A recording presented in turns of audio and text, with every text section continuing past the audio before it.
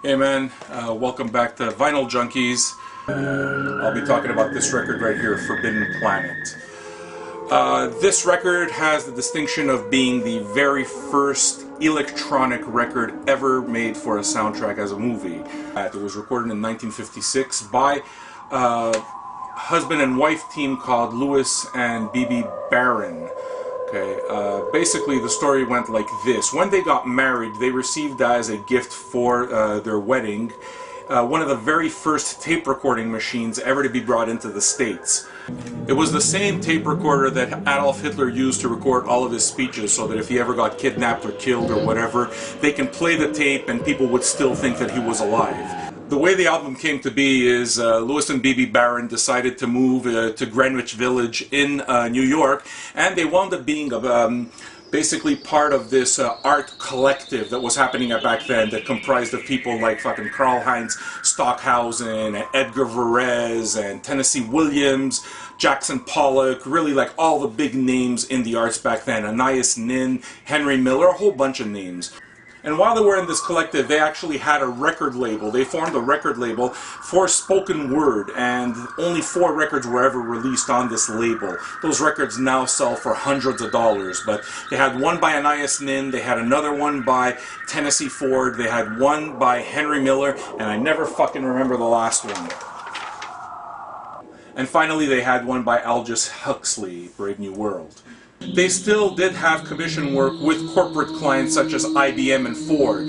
Okay, but the thing is that they knew that if they were going to just do that, you know, their reputation would suffer. So what they did is they started developing soundtracks, electronic soundtracks for art house movies. At one point, there was the head of MGM Movie Studios that was in New York because his wife was going to open up an art exhibit. Okay, so they decided, the two of them, that, you know what, we gotta meet this guy. They had absolutely no idea what he looked like, but what Louis Baron told his wife was, you know what, just look for the guy that looks the least pretentious. So they wind up crashing the opening at the art gallery, and they look for the guy who looks the least pretentious, and it actually winds up being him. A week later, they wind up talking to each other, and they agree that they would make the soundtrack to this movie here, Forbidden Planet.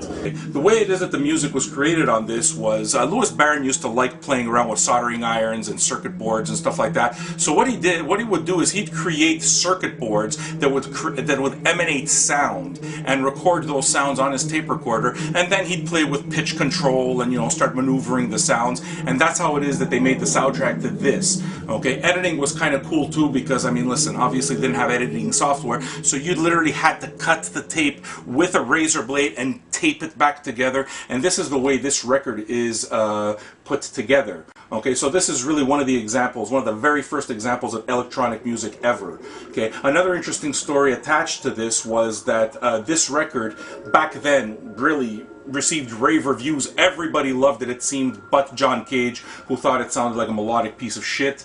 And then there was a third party, which is the music industry, who decided that this isn't really music. They were deeply suspicious of, you know, tape-recorded music. That stuff didn't really exist back then. And that's why it is the album, you'll notice at the top, is called Electronic Tonalities, because electronic tonalities wasn't considered music. Because of that, the album could not be nominated for Best Soundtrack at the Oscars. As a matter of fact, MGM Studios didn't even release this as a record, as the soundtrack at all. Okay, this was released only 20 years later by the Barons themselves.